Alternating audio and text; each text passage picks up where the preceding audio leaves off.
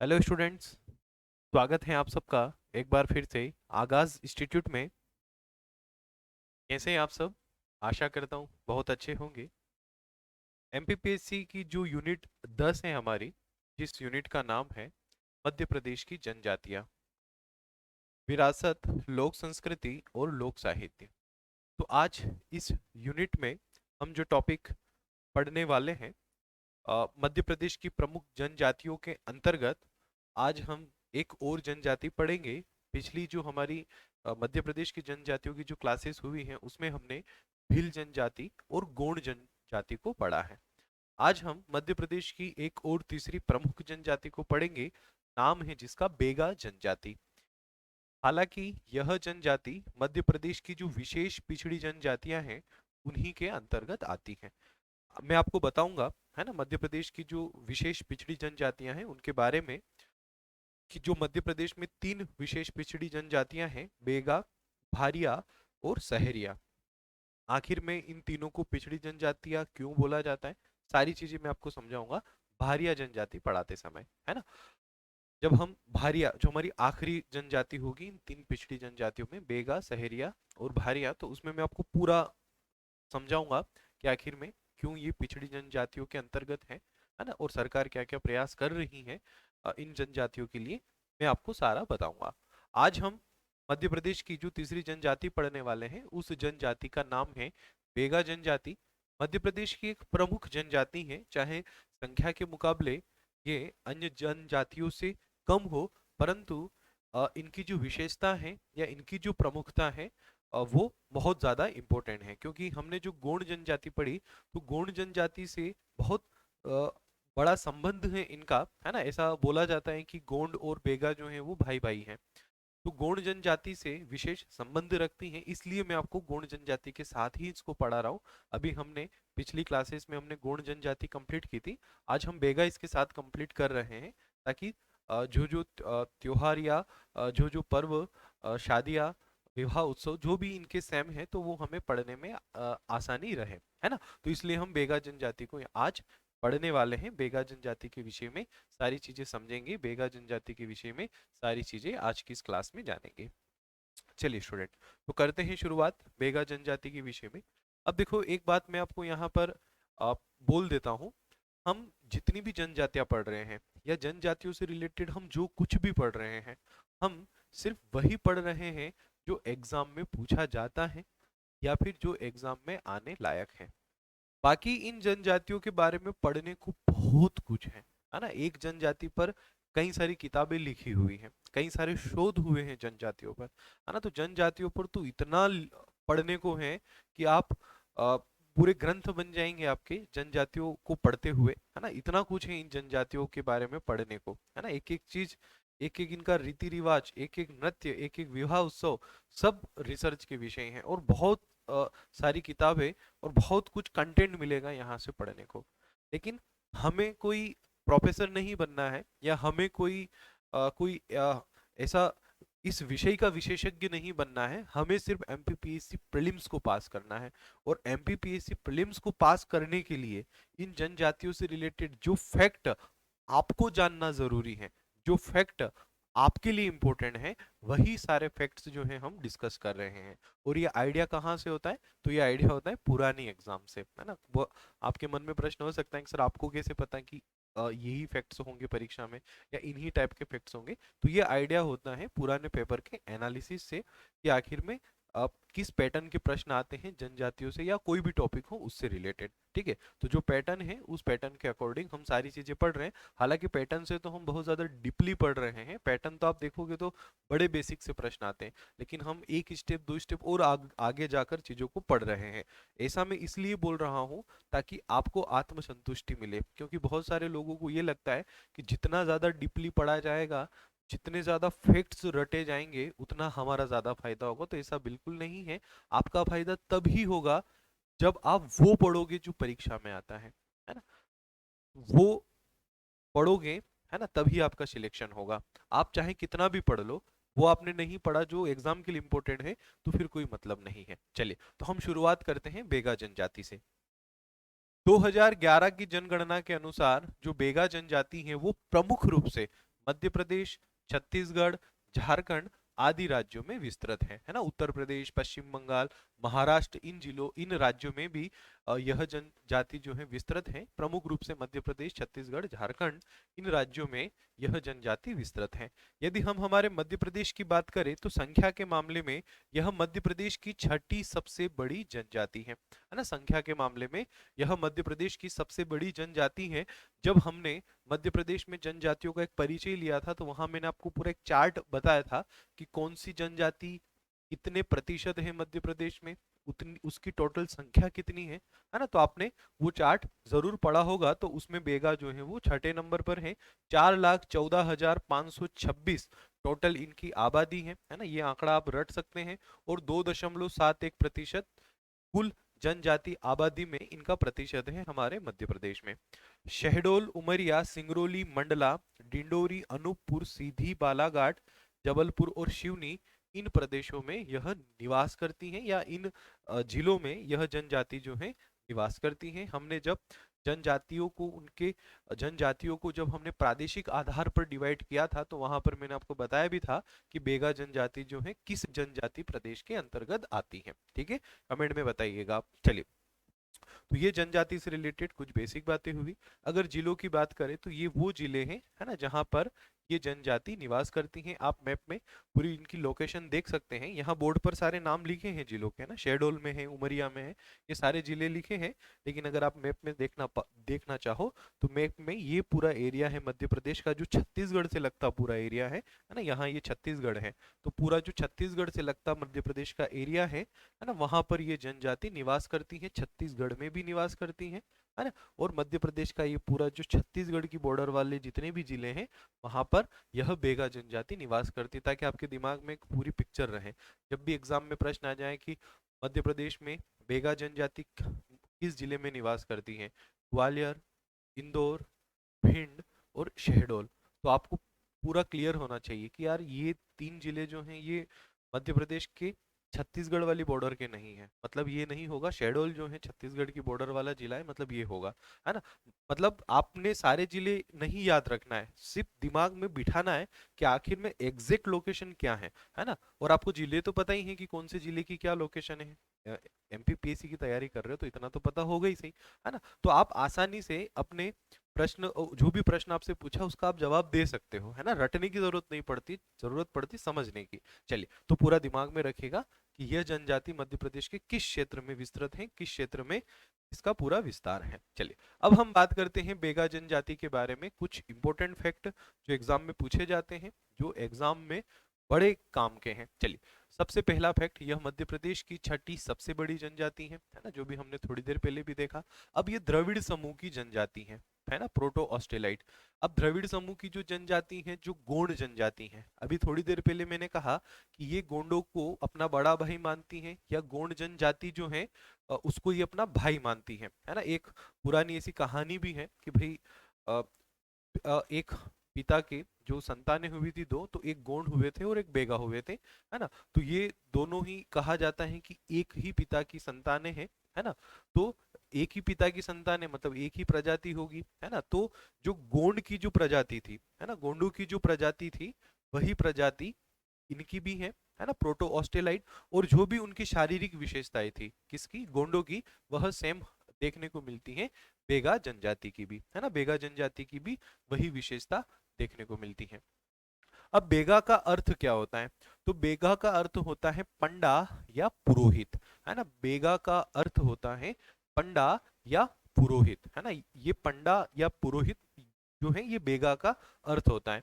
ऐसा कहा जाता है कि ये गोंडों के पुरोहित हैं, है ना। गोंड जनजाति जो है उसके ये पुरोहित हैं। गोंडों का कोई भी मांगलिक कार्य बिना बेगा के संपन्न नहीं होता, ये बात याद रखिएगा, है ना। गोंड जनजाति का कोई भी मांगलिक कार्य बिना बेगा जनजाति के व्यक्ति के संपन्न नहीं होता। ये उसे बुलाते हैं ना, जैसे हम मांगलिक कार्यों में पंडित को बुलाते हैं ना, फिर उसको दक्षिणा वगैरह भी देते हैं, तो सेम उसी तरह से गोंड जनजाति जो है कोई भी मांगलिक कार्य करती है तो बेगा जो है उनका पुरोहित है। बेगा ही आता है, सारा कार्य संपन्न करवाता है, और बदले में गोंड जनजाति जो है उसको दक्षिणा देती है ना। तो बेगा का शब्द अर्थ होता है पंडा पुरोहित, और ये गोंडों के पुरोहित हैं। बेगा अपने आप को जंगल का राजा और प्रथम मानव मानते हैं। इनका मानना है कि इनकी उत्पत्ति ब्रह्मा जी के द्वारा हुई है ना। ये भी एक इम्पोर्टेंट फैक्ट है कि मध्य प्रदेश की कौन सी जनजाति जो अपने आप को या अपने स्वयं मतलब स्वयं को इस पृथ्वी का प्रथम मानव मानती है ना। ऐसा प्रश्न हो सकता है। तो प्रथम मानव कौन सी जनजाति मानती है? आपका जो उत्तर है स्टूडेंट वह होगा बेगा जनजाति। ये मानते हैं कि इनकी उत्पत्ति जो है वो स्वयं ब्रह्मा से हुई। बहुत सारी किंवदंतियां हैं, बहुत सारी बातें हैं, बहुत सारी कहानियां हैं इस बेगा जनजाति की उत्पत्ति को लेकर, लेकिन उन कहानियों से रिलेटेड प्रश्न परीक्षा में नहीं होंगे, इसलिए हम उन कहानियों में ज्यादा नहीं जाएंगे। हम उन्हीं फैक्ट्स की बात करेंगे जो इम्पोर्टेंट है ना। तो कहानियां बहुत सारी हैं बेगा की उत्पत्ति को लेकर, ठीक है। तो बेगा का ये मानना है कि ब्रह्मा जी द्वारा ही इनकी उत्पत्ति हुई है। बेगा की उत्पत्ति के संबंध में अनेक किंवदंतियां हैं, है ना। बेगा अपने आप को आदिम पुरुष कहते हैं, है ना, ये फैक्ट याद रखेगा। उनका मानना है कि वही पृथ्वी का प्रथम मानव है ना। और ये धरती को माँ या पुत्री मानते हैं, क्योंकि कुछ कहानियां ऐसी मिलती हैं जिसमें बेगा ने धरती को माँ कहा है, और कुछ कहानियां ऐसी मिलती हैं जिसमें बेगा ने धरती को अपनी बेटी कहा है ना, धरती को अपनी पुत्री कहा है। कुल मिलाकर ये धरती को अपनी माँ या पुत्री मानते हैं, इसलिए ये कभी भी खेती करते हैं ना तो हल नहीं चलाते हैं। इनका मानना है कि धरती जो है वो माँ है ना, और माँ के सीने को पे हल या कोई भी ऐसी नुकीली वस्तु ये नहीं चलाते हैं। मतलब इनकी इसके पीछे आस्था, श्रद्धा, इनका विश्वास है ना, इस बात पर कि धरती को ये हल चलाकर जो है खेती नहीं करते हैं, है ना। ये हल चलाकर खेती नहीं करते हैं बेगा। ये फैक्ट भी परीक्षा में पूछा जा सकता है। अब देखो ये फैक्ट भी इंपॉर्टेंट है। अगर घर में जब किसी की मृत्यु हो जाए तो ये लोग क्या करते हैं, अपना घर जो है ना वो बदल लेते हैं। कोई घर है में किसी की भी मृत्यु हुई तो ये लोग क्या करते हैं, दूसरे घर में शिफ्ट हो जाते हैं, दूसरी जगह जाकर अपना घर बना लेते हैं। क्योंकि इनका ये मानना है, इनके जो देवता है ना, इनके जो कुल देव हैं, तो अगर घर में किसी की मृत्यु हुई मतलब कुल देव जो है उस घर से नाराज हो गए, तो अब ये जो क्या करते हैं, अपना पूरा घर ही छोड़कर दूसरी जगह शिफ्ट हो जाते हैं, दूसरी जगह घर बना लेते हैं। और अगर मान लीजिए वहां पर भी ये स्थिति बनी तो ये अपने घर को फिर चेंज कर लेते हैं, है ना। तो ये इस जनजाति की एक विशेषता है जो एग्जाम में पूछी जा सकती है ना। और ये मरने के बाद जो मृतक संस्कार करते हैं उसमें दफनाते भी हैं और जलाते भी हैं, है ना। ठीक है, मुख्यतः तो जलाते हैं, बाकी दफनाते भी हैं। चलिए, तो ये बेगा जनजाति से रिलेटेड कुछ फैक्ट्स हुए। अब देखो हम कुछ ऐतिहासिक बातें करते हैं बेगा जनजाति से रिलेटेड, क्योंकि बेगा जनजाति से रिलेटेड फैक्ट्स कई बार यहीं से सबसे ज्यादा आते हैं, है ना। जो मैं आपको भी बताने वाला हूँ, जो मैं आपको भी पढ़ाने वाला हूँ, देखिएगा। अगर हम सर्वप्रथम बेगा जनजाति के उल्लेख की बात करें तो एक अंग्रेज विद्वान थे ब्लूमफील्ड, जिन्होंने 1778 ईस्वी में इस जनजाति की कुछ विशेषताओं का वर्णन किया था। इस जनजाति के बारे में उन्होंने बताया था कि भाई यहाँ एक जनजाति निवास करती है और ये कुछ इस जनजाति की विशेषता है। तो सर्वप्रथम बेगा का उल्लेख जो है वो ब्लूमफील्ड ने किया था। मतलब हम लोगों को पता चला बेगा के बारे में, है ना, कि यार ऐसी भी कोई जनजाति है ना। ये सारी ही जनजातियां जो हैं जंगलों में निवास करती हैं, पहाड़ों में निवास करती हैं।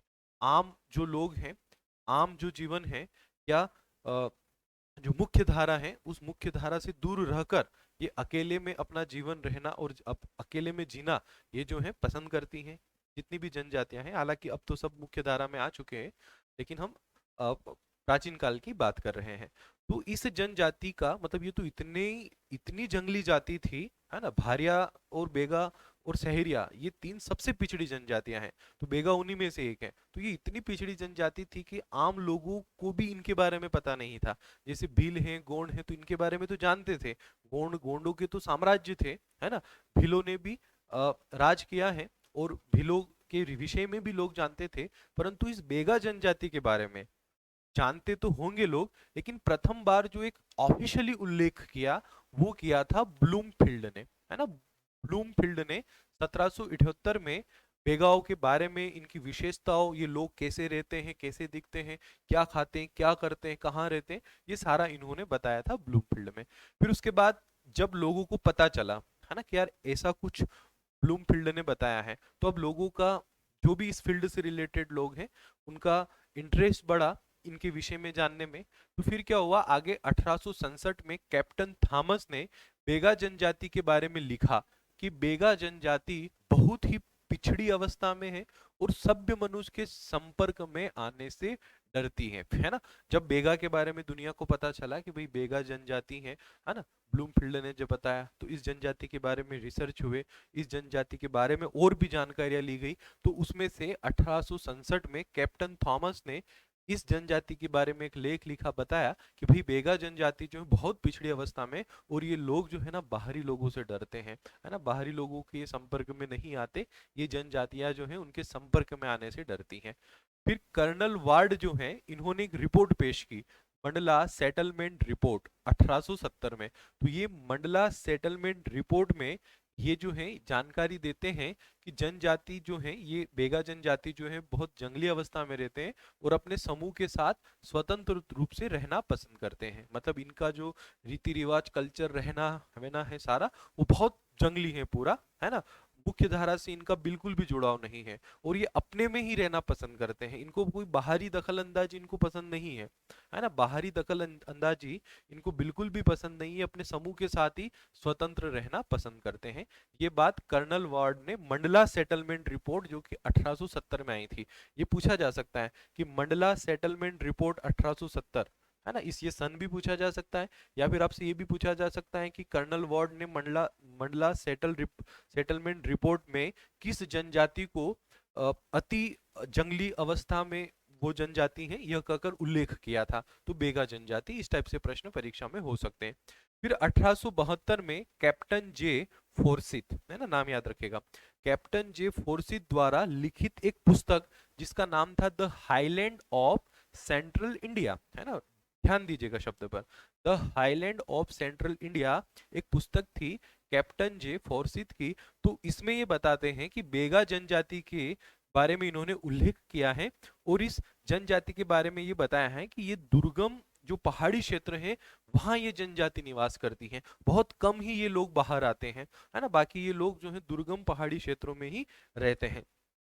फिर 1916 ईस्वी में एक रिपोर्ट आई, the tribes and caste of the central province of India, है ना। आपको पता होगा कि ये जो मैं आपको एरिया बता रहा हूँ ना मध्य प्रदेश का, है ना, ये सेंट्रल प्रोविंस प्लस बरार वाला ही क्षेत्र था, आप मध्य प्रदेश के गठन में पढ़ोगे, है ना। तो the tribal and caste of the central province of India, है ना, 1916 में एक रिपोर्ट आई जिसमें रसेल एवं हीरालाल ने, है ना, नाम याद रखेगा, रसेल एवं हीरालाल ने बेगा जनजाति के बारे में काफी वर्णन किया है ना। इनके अनुसार बेगा आदिम द्रविड़ समूह की जनजाति है। मतलब रसेल और हीरालाल ने बताया बेगाओं के बारे में, the tribes and caste of the central province of India, इस रिपोर्ट में कि बेगा जो है ये आदिम द्रविड़ समूह की है। अभी जो मैंने आपको बताया ना कि बेगा जनजाति जो है वो द्रविड़ समूह की है, तो ये बात हमें किसने बताई सबसे पहले, तो ये बात रसेल एवं हीरालाल ने हमें एक रिपोर्ट में ये जानकारी दी थी वर्ष 1916 में कि ये जो जनजाति है ये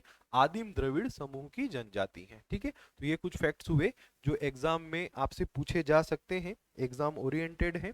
चलिए बढ़ते हैं आगे। अब सन 1931 में W.H. शुबर्ट ने superintendent of census operation central province and Berar में बेगा जनजाति के संबंध में उल्लेख किया है कि बेगा अब केवल लंगोट न पहनकर कुछ कपड़ों का भी प्रयोग करने लगे हैं और धीरे धीरे इनके जीवन शैली में परिवर्तन दिखने लगा है। मतलब 1931, और अभी थोड़ी देर पहले एक रिपोर्ट आई थी कर्नल वॉर्ड की 1870 में। 1870 में कर्नल वॉर्ड कहते हैं कि भाई ये तो बहुत जंगली अवस्था में है। वहीं 1870 के बाद 1931, लगभग 60 साल बाद W.H. शुबर्ट इनके बारे में लिखते हैं कि नहीं नहीं अब ये थोड़ी मुख्य धारा में आई, है ना। जब इस जनजाति के बारे में पता चला, 100-150 साल हो गए, लोग इनसे जुड़ने लगे, इनसे कांटेक्ट करने लगे, बाहरी दुनिया को जब ये लोग देखने लगे, तो इनके जो जीवन स्तर है, जीवन शैली है, उसमें भी फिर क्या हुआ, परिवर्तन दिखने लगा। W.H. शुबर्ट ने ये बात बताई। फिर वर्ष 1939 में वेरियर एल्विन, ये नाम याद रखिएगा, अभी थोड़ी देर बाद मैं आपको इसके बारे में बताऊंगा। तो ये जो वेरियर एल्विन है, इन्होंने एक पुस्तक लिखी जिसका नाम है द बेगा। इस द बेगा पुस्तक में इन्होंने द बेगा जनजाति के बारे में विस्तृत वर्णन किया और इन्होंने द बेगा को जादूगर कहा, वेद कहा या मेडिसिन मैन कहा, है ना, किस पुस्तक में? इस वेरियर एल्विन की जो पुस्तक है द बेगा, इसमें, है ना। इन बेगाओं को जो है जड़ी बूटियों का काम बड़ा पसंद है ना। आयुर्वेद या जड़ी बूटी का काम ये बहुत करते हैं। आपने रामायण देखी होगी तो उसमें देखा होगा कि जब लक्ष्मण को संजीवनी बूटी की जरूरत लगती है और जो जो वैद्य आते हैं, है ना, तो जो वैद्य जो थे, सुमेध या ऐसा कुछ नाम था, मैं थोड़ा नाम जो है भूल रहा हूँ, आप कमेंट में मुझे बताइएगा, है ना। आपने जरूर देखी होगी रामायण, तो क्या नाम था? ये मुझे पता है कि स से नाम था। मैं आपके लिए एक क्वेश्चन भी दे रहा हूँ यहाँ पर, हालांकि मुझे पता है, परंतु ये आपके लिए क्वेश्चन है। तो जो वो वेद थे ना, उन वेद को ये अपना पूर्वज मानती हैं, है ना, कि हम उन्हीं की संतानें हैं। अब आप सोच रहे होंगे, सर थोड़ी देर पहले आपने कहा कि ये तो ब्रह्मा की संतान है, प्रथम मानव है ना, तो फिर ये वेद जी कहाँ से आ गए, है ना। तो मैंने क्या कहा, बहुत सारी कहानियां इनके उत्पत्ति के विषय में प्रचलित हैं कि आखिर में ये कौन थे। तो एक कहानी ये भी कहती है ना।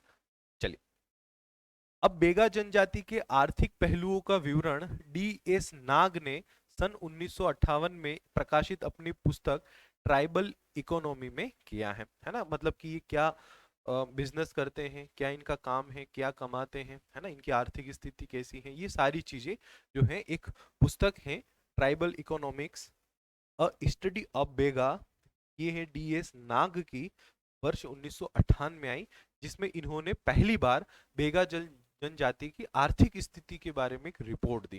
तो ये सारे फैक्ट्स जो है ना स्टूडेंट, कई बार परीक्षा में क्या होता है, सीधे सीधे पूछ लिए जाते हैं, है ना। फैक्ट्स हैं, रिपोर्ट्स हैं, बेगा जो देखो, जो जितना ज्यादा पिछड़ा है ना उस पे उतने ही ज्यादा रिसर्च होते हैं। अब आप सोच रहे हो सर भील और गोंड में भी ऐसा कुछ हुआ है क्या? तो भील और गोंड जो जनजातियां हैं ना, ये तो हाईलाइटेड थी, है ना। काफी, मतलब ऐसा नहीं था कि ये बहुत आदिम रही हो। मैंने आपको बताया था ना भील जनजाति में भी कि राजपूतों के साथ इनके संबंध थे, महाराणा प्रताप के साथ मैंने आपको राणा पुंजा के जो संबंध थे वो समझाया था। वहीं मैंने गोंड जनजाति में भी बताया था कि गोंड जनजाति तो भारत में राज्य कर रही थी, गढ़ा मंडला उनका एक राज्य क्षेत्र था पूरा, लेकिन, है ना। तो ये जनजातियां तो वैसे ही इतनी हाईलाइटेड थी, सबको पता था इनके बारे में। लेकिन जो जनजातियां बहुत ज्यादा पिछड़ी है ना, हमेशा रिसर्च उन्हीं पर किए जाते हैं, उन्हीं के बारे में जानकारियां ज्यादा जुटाई जाती हैं। रिसर्च रिसर्च होते सब पर है, पर ज्यादातर जो ध्यानाकर्षित करती हैं वो इस प्रकार की चीजें करती हैं जो अ, मतलब मुख्य धारा से बिल्कुल न जुड़ी हो। इस प्रकार की जो जनजातियां हैं जिनमें बदलाव लाने की बहुत ज्यादा आवश्यकता है, उन पर ज्यादा काम होता है। तो इसलिए ये सारी चीजें जो हैं यहाँ इंपॉर्टेंट बनती हैं, यहाँ इंपॉर्टेंट बन जाती हैं, इसलिए मैंने आपको ये सारी चीजें यहाँ पर समझाई और बताई। चलिए, अब हम बात करते हैं कुछ इनकी उपजातियों की। तो इनकी उपजातियों में जो सबसे प्रमुख उपजाति है वो है बिंजवार। कई बार सीधा परीक्षा में प्रश्न आ जाता है कि बिंजवार जो है वो किसकी उपजाति है, तो बेगा की, या बेगा की उपजाति कौन सी है, ऑप्शन में बिंजवार होता है। बिंजवार है कठ मेना, इसको कहीं कहीं किताबों में कथ मेना भी लिखा है। एक है नाहर, एक है नरोतिया, एक है भरोतिया या मरोतिया, है ना। भरोतिया मरोतिया एक ही है। एक है राई मेना, इसको कहीं कहीं रे मेना भी लिखा है ना, रे मेना, रे मेना या राई मेना। एक है राई, एक है कोदवान और एक है कुंदी गोड़वेना, है ना। ये इनकी प्रमुख उपजातियां हैं, है ना। याद रखिएगा इन सारी उपजातियों के नाम। ये सारी उपजातियां जो हैं आप अच्छे से याद रख सकते हैं। अब बेगाचक, अब सरकार ने कुछ कुछ इनके गांवों के समूहों को गांव के जो समूह है ना, उन गांव के समूहों को चिन्हित करके बेगाचक उन्हें नाम दिया है ना। तो बेगा जनजातियों के कुछ समूह है ना, किसी में 52 गांव है, किसी में 7 गांव है ना, इस टाइप से बेगाचक बने हैं। किसी में 10 गांव है, तो उन गांवों के समूहों को जनरली बेगाचक बोलते हैं। अब जो सिलपीड़ी गांव है डिंडोरी जिले का, डिंडोरी जिले का जो सिलपीड़ी गांव है ना, ये बेगाचक के ही अंतर्गत आता है।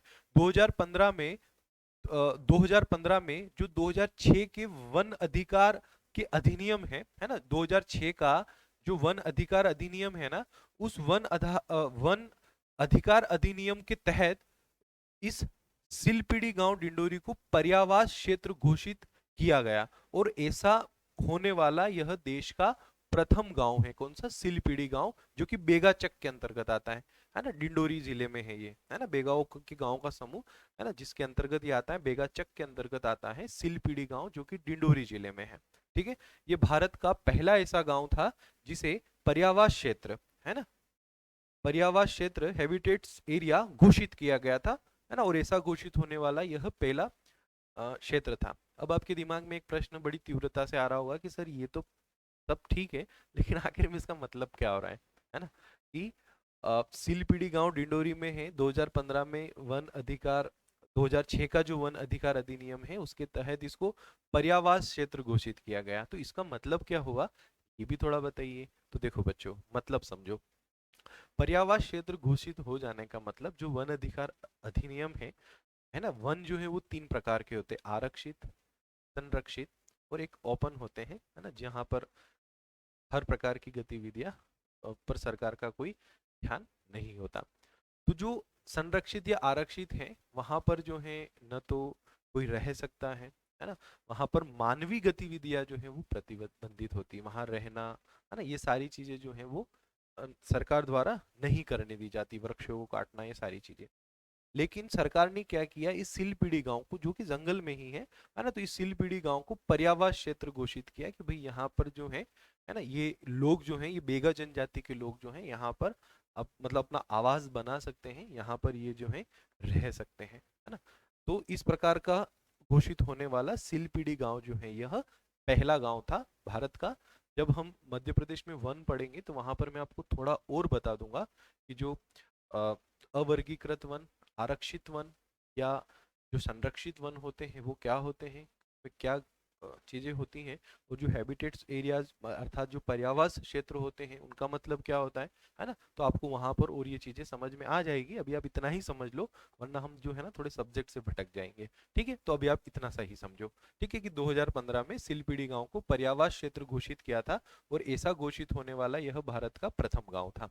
ठीक है, अब ये हमने बहुत सारी उपजातियां देखी, इनके आपस में गोत्रे भी हैं। तो देखो एक चीज ध्यान रखिएगा, बेगांव में कभी भी सगोत्री विवाह नहीं होते, ये एक ही गोत्र में विवाह नहीं करते, ये सगोत्र विवाह नहीं करते, ये फैक्ट आप याद रखेगा। अब ये अपने खाने को अलग अलग नाम देते हैं, इनका जो सुबह का खाना होता है उसे ये बासी बोलते हैं। ऐसा कहा जाता है कि जो रात का खाना बना होता है ना उसी को ये सुबह खाते हैं, है ना। अ, उसके पीछे के कई सारे कारण हो सकते हैं, हो सकता है सुबह उठकर इन्हें सीधा अपने काम पर जाना हो, है ना, तो जो रात का खाना है उसी को खाकर ये सीधा निकल जाते होंगे, या इसके पीछे साइंटिफिक रीजन भी है। हालांकि साइंटिफिक कारण भी, साइंस भी बोलता है ना, कि रात के खाने को अगर सुबह मतलब रात की जो रोटी है ना, उसको वापस से सुबह आप पानी वगैरह में गला लो, उसका फिर से आटा गूंथ लो और उसकी फिर से रोटी बनाकर खाओ, है ना, तो वो ज्यादा और स्वादिष्ट या शरीर के लिए मतलब ज़्यादा फायदेमंद रहती है। ऐसे कुछ रिसर्च हैं जो इन चीज़ों पर हुई है। तो ये लोग अ, उस रिसर्च के आने से पहले से ये काम करते आ रहे हैं कि ये सुबह का खाना जो है उसको ये बासी बोलते हैं, रात्रि के खाना खाने को ये बियारी बोलते हैं, और जो दिन का खाना होता है वो पेज होता है। पेज जनरली पेय पदार्थ है, जैसे ताड़ी, भीलों में ताड़ी है वैसे इनमें है पेज, है ना। तो ये पूछा जा सकता है कि पेज किस जनजाति का प्रिय पेय पदार्थ है। तो पेज जो है वो बेगा जनजाति का प्रिय पदार्थ है। कहीं कहीं कुछ ऐसे प्रमाण भी मिले इनके खानों को लेकर कि लाल चींटियों का अचार या लाल चींटियों की चटनी खाते हैं, है ना, लाल चींटियों का अचार या लाल चींटियों की चटनी खाते हैं, है ना। ये जंगल में जो है लाल चींटियां ऐसे चुन चुन कर, है ना, और उन लाल चींटियों को अच्छे से मसाले के साथ मिक्स करके, है ना, फिर ये खाते हैं। तो ये आप याद रखिएगा, तीनों नाम वो आपके लिए महत्वपूर्ण है। लाल चींटियों का नाम सुनकर मुंह में पानी मत लाइए, है ना, क्योंकि अभी हमें क्लास में पढ़ना है। चलिए तो शुरू करते हैं। नेक्स्ट, अब हम बात करें यदि हम इनके नृत्यों की, कि आखिर में इनके नृत्य कौन कौन से हैं। तो देखो, कर्मा और सेला ये दो नृत्य हम गोंडों में भी पढ़ चुके हैं, और वहां पर मैंने आपको बताया था कि ये बेगा में भी होते हैं, है ना। तो वही कर्मा और सेला जो कि बेगा में भी होता है, और आपको मैंने वहां समझा ही दिया था कि क्या इसका मतलब होता है।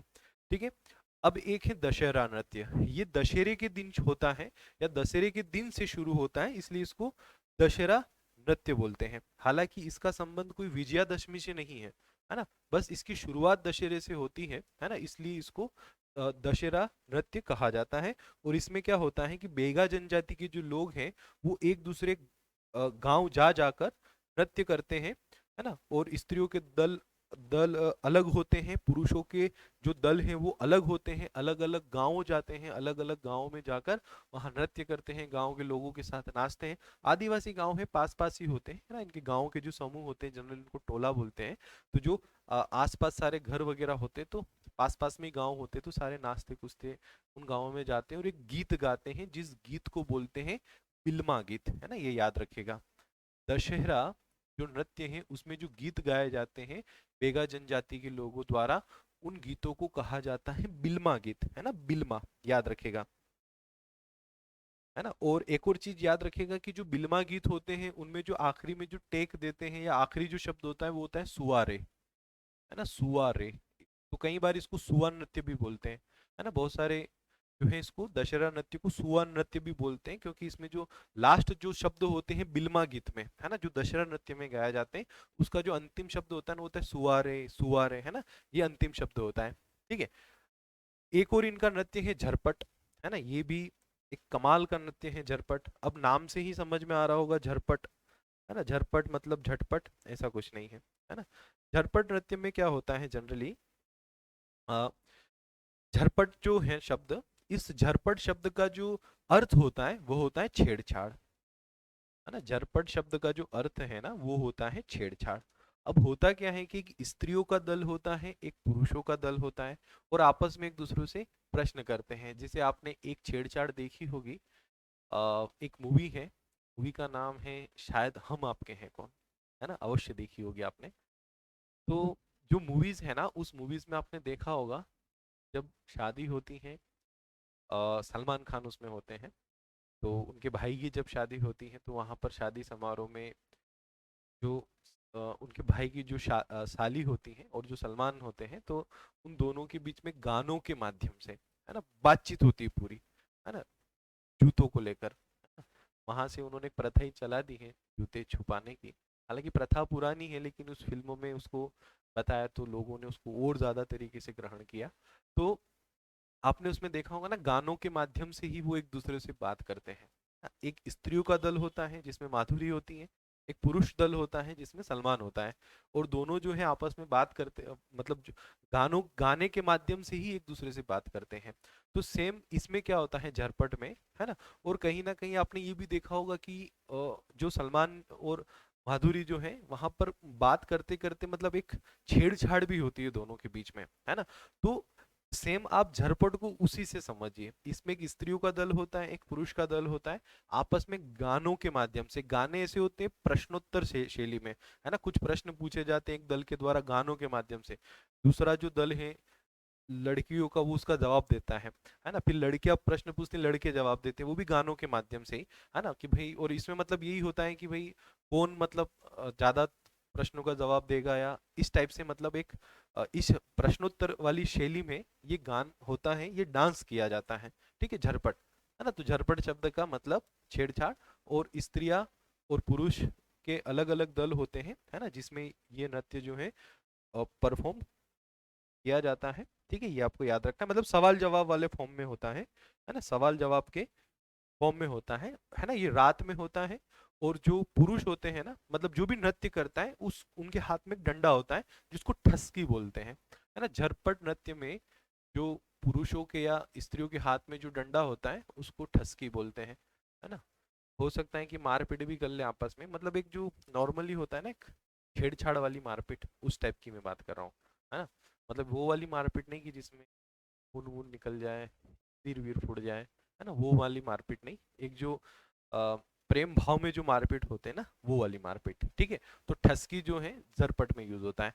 अब रीना नृत्य के बारे में हम पहले पढ़ चुके हैं। अब बिल्मा नृत्य, मैंने क्या कहा था, अभी दशहरा जो होता है उसमें बिल्मा नृत्य बिल्मा जो है वो गीत गाए जाते हैं। अब बिल्मा एक नृत्य भी है, ये जनरली विवाह में होता है ना, जो विवाह होते हैं ना, विवाह के अवसर में, तो विवाह में यह बिल्मा नृत्य होता है।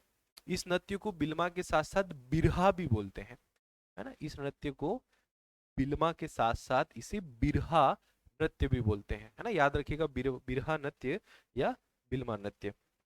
अब इसमें क्या होता है कि जो गांव से जो बारात विदाई होती है ना, तो उस जो कन्या जिसका जो कन्या जिसकी शादी हुई अब वो पति के साथ जा रही हैं तो उसके वियोग में ये नृत्य करती हैं गांव की युवतियां, है ना, गांव के युवक या युवतियां, है ना, ये नृत्य करते हैं, है ना। अ, ठीक है, तो ये आपको याद रखना है बिल्वा नृत्य। उसके बाद यदि हम बात करें भड़ोनी की, तो भड़ोनी नृत्य शायद अ, भड़ोनी नृत्य जो है वो शायद हमने गोंडों में नहीं देखा था, है ना। चलो यहाँ पे थोड़ा समझ लेते हैं भड़ोनी के बारे में। भड़ोनी नृत्य जो है, ये नृत्य जनरली बारात के आगमन पर किया जाता है। जब बारात का आगमन होता है तो जो घर की स्त्रियां वगैरह जो होती है तो वो आंगन में बैठकर, है ना, बारात के आगमन के समय ये नृत्य करती हैं, है ना। भड़ोनी नृत्य जो है ये विवाह नृत्य है, और बारात के आ जाने के बाद जब बाराती लोग जब आंगन में बैठे रहते हैं तो उस समय ये नृत्य किया जाता है, जिसका नाम है भड़ोनी नृत्य। ये आपको याद रखना है। अब इस भड़ोनी नृत्य की एक विशेषता ये भी है कि जो बाराती लोग आंगन में आकर बैठे हैं, है ना, लड़की के वहां आंगन में आकर जो बाराती बैठे हैं, तो उस घर की जो स्त्रियां हैं जो ये नृत्य कर रही हैं, तो वो गीत गाती जाती हैं, और जो बाराती होते हैं ना उनको गालियां देती हैं, है ना। गालियां वो उस टाइप की गालियां नहीं, मतलब एक कोमल भाव वाली गालियां, है ना। तो वो गालियां जो है इस नृत्य में देती हैं, है ना, जो सगे संबंधी होते हैं जो आंगन में बैठे होते हैं उन्हें गालियां देती हैं। ठीक है, नेक्स्ट है परध्वनि। ये परध्वनि भी विवाह नृत्य ही है ना। इसमें क्या होता है कि बारात जब आती है तो जो पुरुष वर्ग होता है वो एक विशेष भूषा पहनकर हाथ में जो है एक फरसा लेकर, है ना, नृत्य करते हैं, है ना। तो ये परधुनी जो है ये भी एक विवाह नृत्य है, जिसमें बारात का जब आगमन होता है तो हाथों में फरसा लेकर पुरुषों के द्वारा ऐसे पैरों को लहराते हुए नृत्य किया जाता है, किसमें परधुनी, है ना। तो इस कारण इसको परधुनी भी नाम इसका पड़ा है ना। तो ये आपको याद रखना है। तो ये कुछ प्रमुख नृत्य हैं। अब किस नृत्य को कैसे किया जाता है एग्जामिनर वो नहीं पूछेगा, मैंने अभी भी कहा है और मैं हमेशा ही कहता आता हूँ कि एग्जामिनर्स भी इनके विषय में पूछेगा। अब किसमें है क्या ये तो इसलिए आपको बताया जा रहा है ताकि आपको ये याद हो जाए, है ना, याद हो जाए, इसलिए ये चीजें आपको समझाई जा रही है ना। आप वो चीजें याद मत रख लेना कि भाई किस में क्या होता है, वो तो सिर्फ इसलिए है कि आप इन नृत्यों को समझ लो, है ना। काम की चीजें ये हैं, ये जो 7-8 नाम यहाँ लिखे हैं एग्जामिनर इनके बारे में पूछेगा। हो सकता कुछ प्रमुख हैं जैसे कर्मा प्रमुख हैं, सेला प्रमुख हैं, तो इनके बारे में पूछ भी ले, है ना। तो हम एक स्टेप वैसे आगे ही चल रहे हैं कि कभी एग्जामिनर ने पूछ भी लिया तो भी हमें पता है। चलिए, तो ये कुछ प्रमुख नृत्य हुए। और जैसे गोंड जनजाति का प्रमुख जो वाद्य यंत्र था वो था मांदर, उसी प्रकार से बेगा जनजाति का भी जो प्रमुख वाद्य यंत्र है वो मांदर ही है, जो लगभग लगभग ये हर नृत्य में यूज करते हैं, है ना। तो मांदर इनका प्रमुख नृत्य ये है। चलिए, अब हम बात करते हैं विवाहों की। तो इनके विवाह की बात करें तो एक है चढ़ सेना विवाह। चढ़ सेना विवाह बड़ा खतरनाक विवाह है ना। बिल्कुल एक सेना के साथ बाराती जो है पहुंच जाते हैं लड़की वाले के वहां, और वहां से कहा जाता है कि सब कुछ उठा ले आते हैं। हालांकि चढ़ सेना विवाह के बारे में भी अलग अलग बातें मिलती हैं, लेकिन अगर हम गहराई से अध्ययन करते हैं जब इस विवाह का, हालांकि वर्तमान में तो धीरे धीरे सारी चीजें अब विलुप्त होती जा रही है ना। तो ऐसा कहा जाता है कि चढ़ सेना विवाह में कुछ ऐसा होता था कि जो बाराती हैं वो बारात लेकर लड़की के वहां जाते थे, और लड़की के साथ साथ उस लड़की वाले के वहां से सब कुछ उठा लाते थे, है ना। चम्मच वगैरह जितने भी कुछ भी मिलता था घर में सब उठा लाते थे चढ़ सेना में। सेवा विवाह या लम सेना विवाह की बात करें तो ये हमने गोंड जनजाति में भी पढ़ा है, गोंड जनजाति में भी हमने ये विवाह देखा था। एक है चोर विवाह। अब इस चोर विवाह में क्या होता है कि अगर कोई लड़की किसी लड़के को पसंद करती है, लड़की के घर वाले राजी नहीं है, तो लड़का जो है लड़की के साथ लड़की को चुरा कर मतलब भाग जाता है। फिर जो लड़की के जो दोस्त सहेलियां या लड़के के जो दोस्त वगैरह हैं वो लड़की के घर जाते हैं, बताते हैं कि भाई आपकी लड़की उसके साथ चली गई, वो उसको चोरी करके ले गया, और फिर लड़की वाले उसको घर बुलाकर शादी कर देते हैं, जैसा हमने गोंड जनजाति में भी देखा था। तो सेम टू सेम ये वैसा ही है। गोंड में हमने देखा था ले भगी, है ना, या भगले, वो जो हमने पढ़ा था ना, ये सेम उसी प्रकार का विवाह है। एक है उधरिया विवाह। देखो उधरिया, उधारिया नहीं, उधरिया, है ना, उधरिया विवाह। अब इस उधरिया विवाह में क्या होता है ना, उधरिया मतलब इधर से उधर आ, है ना, ऐसा थोड़ा समझना। उधरिया का मतलब क्या होता है कि अगर कोई विवाहित स्त्री है, अब वो विवाहित स्त्री अपने पति के साथ नहीं रहना चाहती, उसे कोई और पसंद आ गया, है ना, जिसके साथ वो रहना चाह रही है। देखो भावनाओं की कितनी स्वतंत्रता है यहाँ पर, है ना, मतलब वह विवाह है, अगर मतलब कोई स्त्री है वो अपने पति से खुश नहीं है, वो अपने पति के साथ नहीं रहना चाह रही, तो उसके लिए भी यहाँ स्वतंत्रता दी है। तो उधरिया विवाह में क्या किया है स्टूडेंट्स, जो उधरिया विवाह है, इस उधरिया विवाह में वो जो विवाहित स्त्री है वो उस व्यक्ति के घर चली जाती है जिससे उसे शादी करना है।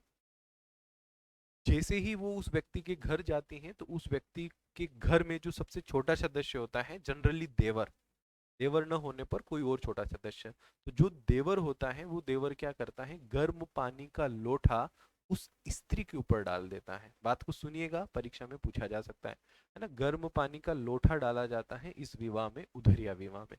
गर्म पानी जो है उस स्त्री के ऊपर डाल दिया जाता है। अब ये मान्यता है कि गर्म पानी का लोटा उस स्त्री के ऊपर डाल देने पर अब वो जो स्त्री है वो पवित्र हो चुकी है।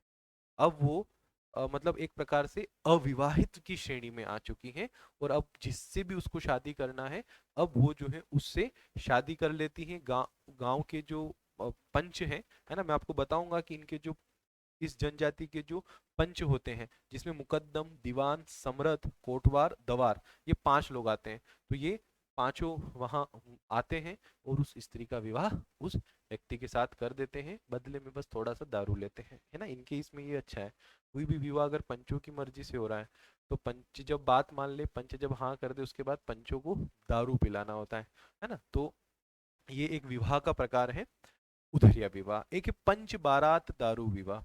इसमें तो बस ये किया जाता है इस विवाह में कि पंचों को दारू पिला दिया जाता है, मतलब ये जनरली विधवा विवाह या इनमें लागू होता है, पंच बारात दारू विवाह, है ना, जहां पर जो अ, पंच है ना, इन पंचों को दारू पिलाकर ये विवाह की पद्धति संपन्न करवाई जाती है। पठोनी विवाह हमने पहले भी देखा कि लड़की बारात लेकर लड़के के वहां आती है। और एक होता है उठवा विवाह, है ना। उठवा विवाह में क्या होता है जनरली, जो उठवा विवाह है ना, वो भी जनरली सेम ही है ना, जिसमें अगर मान लीजिए कि नहीं मान रहे हैं घर वाले, है ना, तो उस स्थिति में भागकर विवाह किया जाता है ना। हाँ, एक और चीज यहाँ पर उठवा विवाह में ये भी होता है ना। उठवा विवाह जो है जनरली, उठवा मतलब पूरा खर्चा उठाना, इस टाइप से। उठवा में मतलब जैसे पूरा खर्चा उठाना, समझना। इसमें क्या होता है कि जो लड़की वाले जो होते हैं, है ना, जैसे कि कोई लड़का है ना, मैंने कहा ना जैसे नहीं मान रहे, अब भागने जैसी स्थिति बन रही है एक्स वाई जेड, तो फिर लड़की वाले जो हैं लड़के वाले के वहां चले जाते हैं, और भाई अब जितनी भी रस्में होगी वो सारा लड़का वाला उठाएगा, जितना भी खर्चा है वो लड़का वाला उठाएगा, सब कुछ जो है वो लड़के वाले के सुप्रत है। तो ये उसको बोलते हैं उठवा विवाह, जिसमें लड़की वाले जो हैं लड़के वाले के वहां पहुंच जाते हैं, और लड़के के घर पर ही विवाह की सारी रस्में होती हैं। लड़का ही सारा, लड़का जो पक्ष है, लड़के का जो पक्ष है वही सारा खर्चा उठाता है। विवाह का, मंगनी मंगनी का सारा काम लड़के के वही होता है, जिसको बोलते हैं उठवा विवाह। अब ये उठवा विवाह देखा जाए तो वर्तमान समाज में बहुत ज्यादा प्रचलित है। आज तो लोग उठवा विवाह ही कर रहे हैं, है ना, यही हो रहा है आजकल के समाज में। लड़के और लड़की जो हैं वो दोनों एक ही जगह पहले से मौजूद होते हैं, और वहीं पे सारी रस्में कर ली जाती हैं, और वहीं पे शादी भी होती है ना। बारात वारात लेकर कहीं जाने की कोई ज़रूरत ही नहीं है ना। बस अ, लड़की का जो कैंप है वो थोड़ा 100-200 मीटर दूर है, लड़का इधर है, बस इधर से 100-200 मीटर दूर बारात लेकर चले जाएंगे, और वहीं पर पूरा विवाह जो है वो पूरा संपन्न हो जाता है। और कई केस में तो ऐसा होता भी है कि जो पूरा खर्च है वो लड़के वाले ही उस पूरे खर्च को देते हैं। तो उठवा विवाह तो भैया आज आधुनिक समाज में भी बड़ा चल रहा है, जो बेगा जनजाति में सदियों से चला आ रहा है।